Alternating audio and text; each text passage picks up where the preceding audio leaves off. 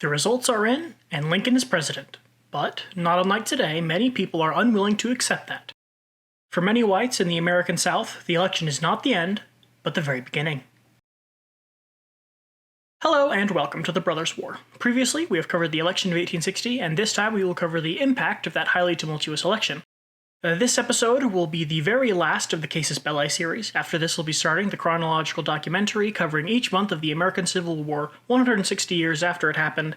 So if you're interested in watching that, please hit subscribe and click on the bell so that you can be the very first to hear the opening shots fired on April 12th at Fort Sumter. Where we left off last week, the election of 1860 has ended with the Democrats permanently splitting, the Constitutional Union Party failing to throw the election, and Abraham Lincoln winning the electoral vote despite only getting a fraction of the popular vote.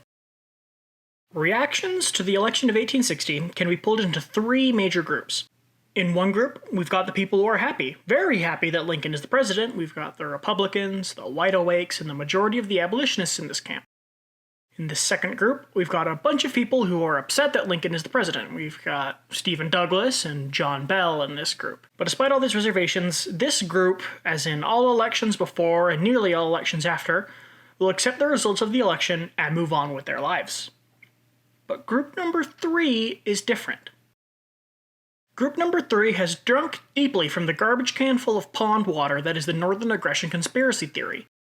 Their argument goes that Lincoln is a Republican, there is a secretive cabal of abolitionists that are Republican Party members, or at least have undue influence on them, and this secretive cabal of abolitionists made Lincoln the president so that he can abolish slavery.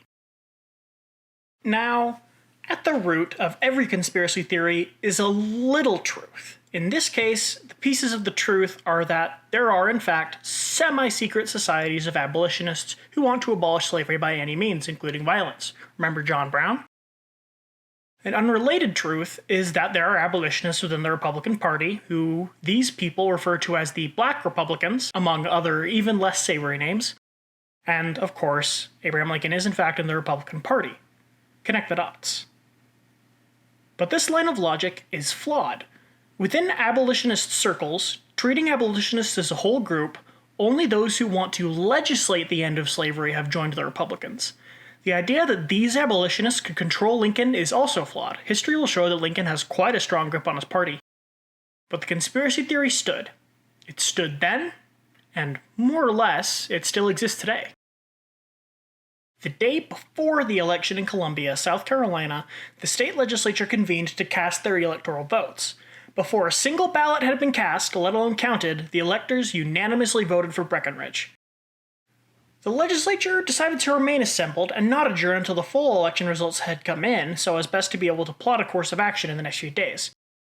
As the results came in on election day, the 6th, and I have to issue a correction here, last episode I said election day was November 3rd, and it was actually November 6th, sorry.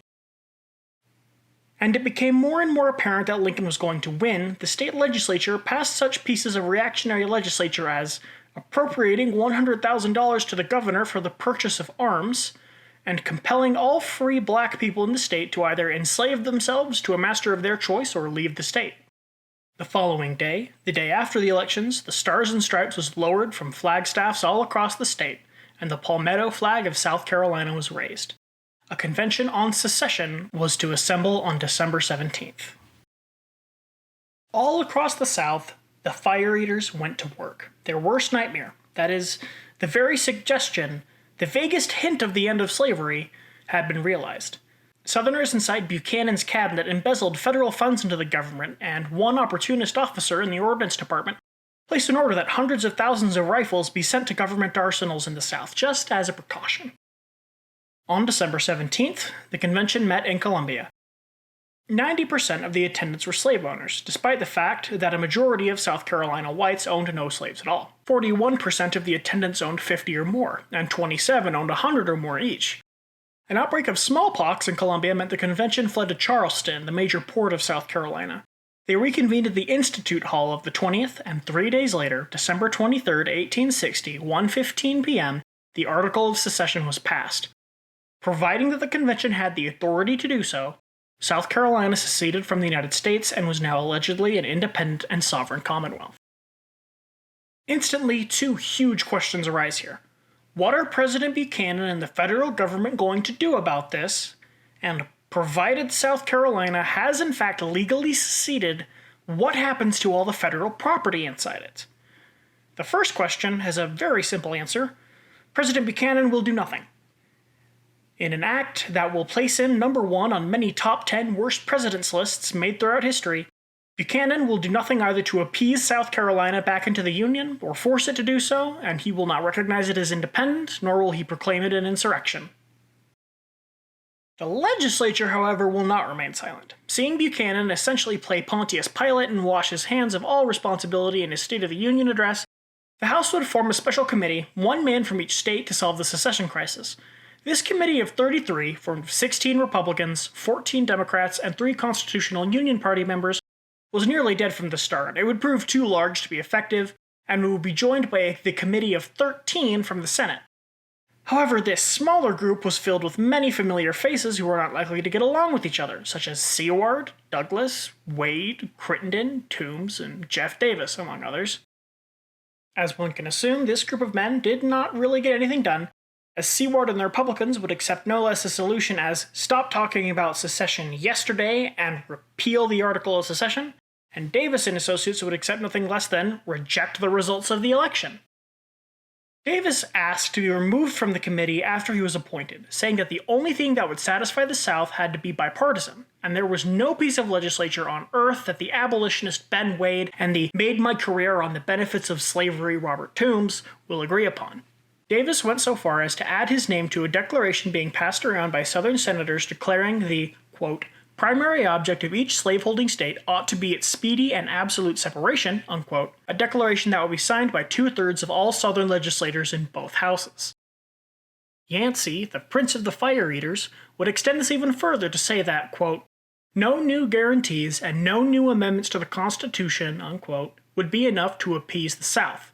Furthermore, any hypothetical amendments protecting slavery or act of Congress rejecting the election results would drive the abolitionists and the radical Republicans out of any camp or coalition.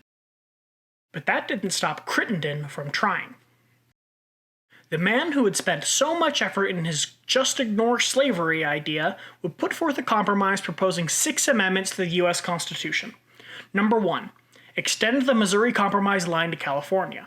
Number 2, declare that Congress has no authority to abolish slavery on any federal property. Number 3, declare that Congress has no authority to abolish slavery in D.C. as long as it exists in Maryland and Virginia, and even if it does, it has to be put to a referendum, and if that passes, everyone who voted no will be financially compensated. Number 4, Congress never interfere with the interstate slave trade. Number 5, expand the Fugitive Slave Act to include compensation to slave owners for escaped slaves provided by the federal government. 6th, and most importantly, proclaim in the Constitution once and forever that Congress does not have the authority to legislate the end of slavery in the states. Now, calling this a compromise is pretty inaccurate. It's more of a capitulation, more of appeasement, more of trying to persuade the South not to leave the Union. What Stephen Douglas would come up with was a bit more of a compromise. He proposed redefining the process by which territories become states, stating that some kind of trial period wherein a prospective state is neither territory nor state be made where the once territorial legislature can be able to pass laws on slavery, and once it becomes a full state, it has to stick to those laws forever. As one final bone to toss to the Southerners, the compromise included the proposition that, quote-unquote, persons of African race should never be permitted to vote in any states subsequently admitted to the Union.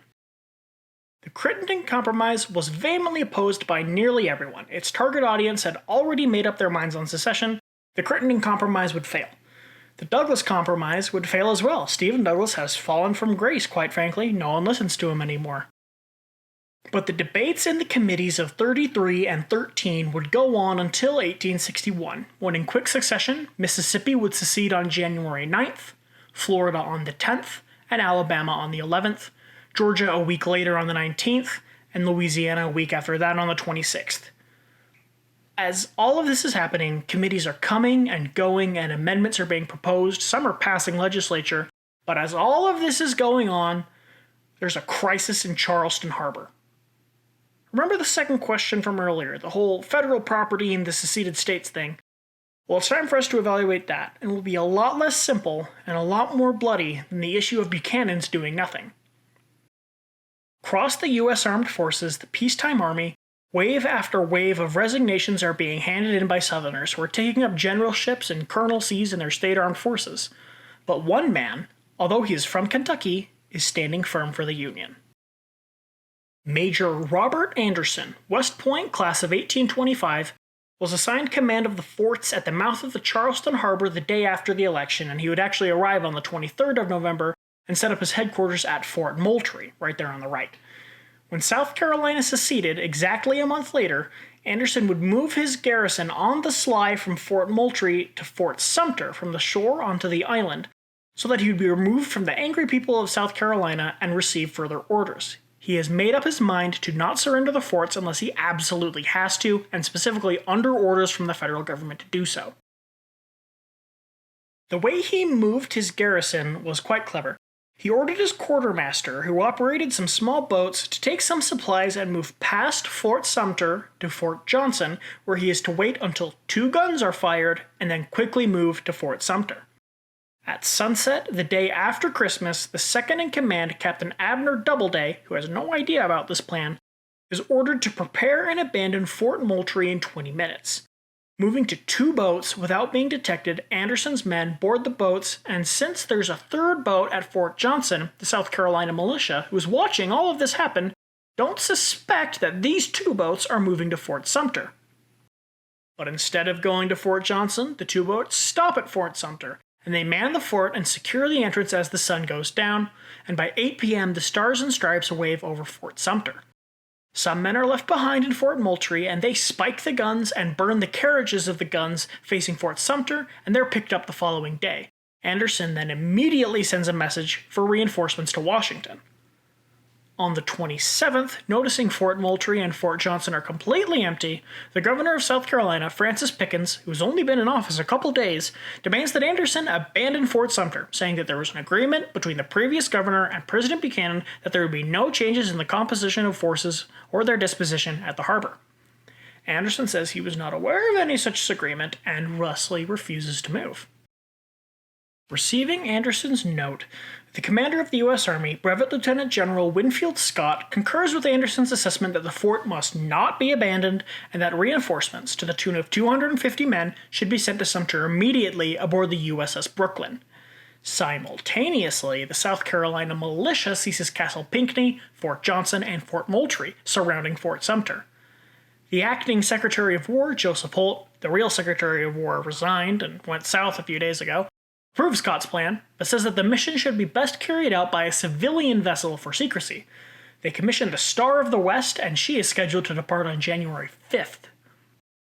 On January 9th, the same day that Mississippi secedes, the USS Brooklyn, a 21-gun cruiser, receives the assignment to escort the Star of the West, but the orders were issued 2 days ago, and although Brooklyn does steam off to find the Star of the West, she will be unable to prevent what also happens that day in Charleston Harbor.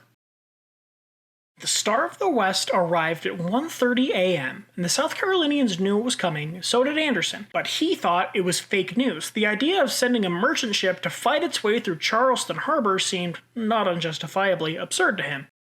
But the plan was that the Star of the West was to enter the harbor, and then afterwards raise a large U.S. flag, whereupon the garrison at Fort Sumter was to open fire on Forts Moultrie and Johnson, keeping their guns from firing so that the Star could dock at Fort Sumter. Now, all of this had been put in a letter and sent to Anderson, but it actually had not arrived yet, and so when the Star entered Charleston Harbor, it came under fire from Moultrie and Johnson and was forced back, while Anderson's guns stayed silent. Miraculously, nobody died in the entire affair. February 4th, 1861, was a very eventful day in American history because of 2 very different assemblies, one in Washington, D.C., and one in Alabama. We'll start with the one in Washington. Called the Peace Conference, it would be established to avoid further use of arms and prevent bloodshed. And it would really be the final nail in the coffin for the compromises. No solution would be reached despite thorough negotiations of all participants. It was a failure, objectively speaking. The Second Assembly, well, the name says it all. The Provisional Congress of the Confederate States of America would assemble and declare itself, and then to select Jefferson Davis as president and Alexander Stephens as vice president, to be inaugurated February 18th, and declare that all federal property within the seceded states was now property of those seceded states. Davis would be surprised by their choice of him, but then pick a cabinet of Robert Toombs as Secretary of State, Secretary of the Treasury Christopher Memminger, Secretary of War Leroy Walker, Secretary of the Navy Stephen Mallory. Judah Benjamin became Attorney General, and John Reagan Postmaster General. As Davis's cabinet assembles, Buchanan's dissolves, and with Fort Sumter running out of food and faced with rampant resignations throughout his cabinet, Buchanan would leave office and Abraham Lincoln would be sworn in March 4th, 1861. In his inauguration address, Lincoln would firmly declare, "No state on its own mere action can get out of the Union. Thus, if war is to come, it will come over secession, not slavery." He continues, "Intelligence, patriotism, Christianity, and a firm reliance on him who has never yet forsaken this favored land are still competent to adjust in the best way all our present difficulties. In your hands, my dissatisfied fellow countrymen," referring to the Confederates here, "and not in mine, is the momentous issue of civil war. The government will not assail you. You can have no conflict without being yourselves the aggressors. You have no oath registered in heaven to destroy the government, while I shall have the most solemn one to preserve, protect, and defend it." Thanks for watching. If you liked it, give it a like, and if you didn't, a dislike. In the comments, you can leave suggestions for special episodes, questions for the Q&A, and whatever else you'd like to put there. Please be sure to share this video with a history buff in your life, and I thank you all from the bottom of my heart as we begin a new journey. Really, truly, thank you for watching. And I'll see you next time, where immediately after his cabinet's approval by Congress, Lincoln would adopt a new plan to relieve Fort Sumter. And this time, it will be war. Once again, the ships will arrive too late and be unable to stop what happens next.